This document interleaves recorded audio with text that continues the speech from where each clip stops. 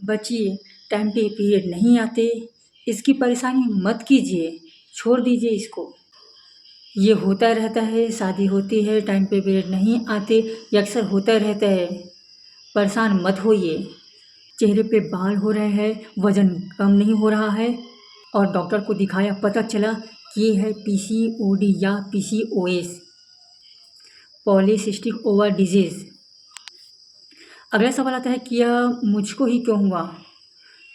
India के 5% से 20% Indian ladies या और बच्चों को ऐसा प्रॉब्लम है, पीसीओडी या पीसीओएस।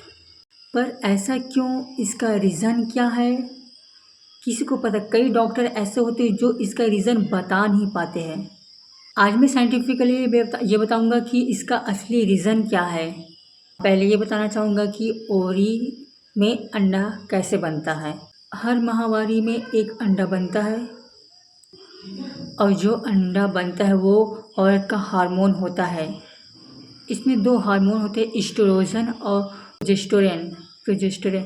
एस्ट्रोजन और प्रोजेस्टेरोन, ये दो हार्मोन बनता है। पॉलीसिस्टिक ओवेरियन डिजीज़ में 3 चीज़ें होती हैं। क्या क्या चीज़ होती है इसको देखते हैं।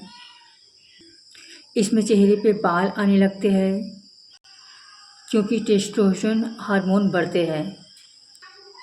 नंबर 2, टेस्टोस्टेरोन हार्मोन में जो अंडा बनता है वो डिस्ट्रॉय हो जाता है, जिससे वह आगे ग्रोथ नहीं हो पाता है।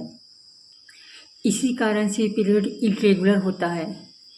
एक तो चेहरे पे बाल होते हैं और पीरियड इरेगुलर होता है, जिसके कारण वो ग्रोथ नहीं हो पाता है हार्मोन्स में। तीसरा कारण ये है कि इसके अंदर वज़न बढ़ने लगता है, जिसके कारण उसमें उसके ग्रोथ में वृद्धि होने लगता है और ख़ासकर चेहरे पे पिंपल्स, मुहासे आदि बहुत सारी ऐसे स्किन प्रॉब्लम हो जाते हैं, जिसकी वजह इस कारण दिखती है। 3 चीज़ों के कारण हमें पता चलता है कि यह पीसीओडी या पीसीओएस है। इससे हमें डॉक्टर इसके बारे में एडवाइस देता है कि हम इसमें क्या हम कर सकते हैं। मैं कोई आपको ट्रीटमेंट नहीं कर रहा हूँ, लेकिन मैं आपको गाइड कर रहा हूँ कि इसमें आपको क्या करना है, इसमें क्या हम इसको अच्छे से प्रोटेक्ट कर सकते हैं अपने आप से, जिससे वो पर्टिकुलर उसमें सही तरीके से इलाज हो। What is the treatment of PCOD? ये समझते हैं कि पीसीओएस में अलग अलग प्रॉब्लम क्या होते हैं। एक प्रॉब्लम हो सकती है बेबी ना होने की वजह से, एक दूसरी प्रॉब्लम हो सकती है कि पीरियड रेगुलर नहीं होने के कारण, तीसरी प्रॉब्लम हो सकती है कि लॉन्ग टाइम हार्ट डिसीज़ के कारण। पीसीओएस में जिस कंडीशन में आपको प्रॉब्लम है वो सबसे पहले आपको डॉक्टर के पास जाके एक बार दिखाना चाहिए। उनको सारे एडवाइस अपने अंदर में जो भी डिजीज़ है उसके बारे में हर बात आपको शेयर करना चाहिए, क्योंकि मैं आपको ट्रीट नहीं कर रहा हूँ, मैं आपको गाइडेंस दे रहा हूँ कि आप इससे क्या कर सकते हैं, डॉक्टर से क्या बातें कर सकते हैं, इसके बारे में एडवाइस दे सकता हूँ। पहली चीज़ होती है, सबसे इम्पॉर्टेंट चीज़, अपनी लाइफ स्टाइल चेंज करना। अपने लाइफ में जैसे जीते हैं उसको थोड़ा चेंज कर दीजिए। आपको 2 चीज़ ज़रूरी समझना है, 2 चीज़ समझ में आनी चाहिए। एक तो इम्पॉर्टेंट चीज़ है, आपको अच्छे से एक्सरसाइज करना है और दूसरी इम्पॉर्टेंट चीज़ है, आपको अपने डाइट प्लान में ज़रूरी बातें को याद रखना, डाइट प्लान को देखना, उसमें क्या क्या लेना है, क्या क्या नहीं लेना है, ये सारी बातें को आपको याद रखना होगा।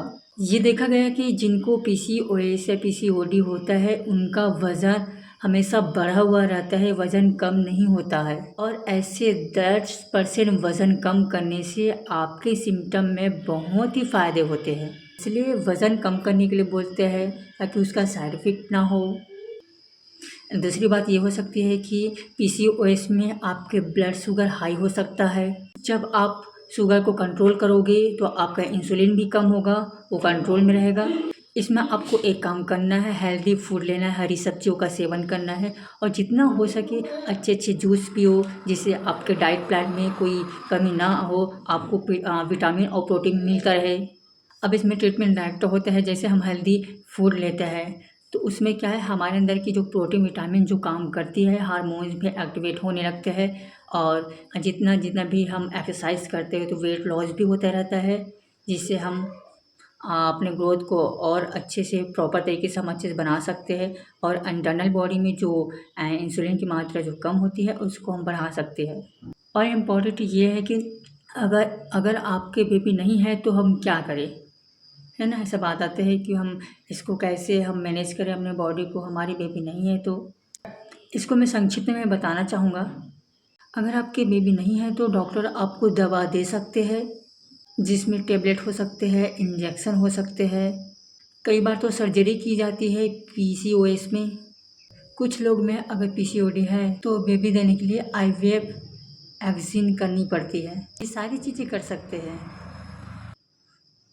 तो डॉक्टर को आपको खोल के बताना होगा अच्छे से, आपकी क्या प्रॉब्लम है, सारी चीज़ एडवाइस देंगे।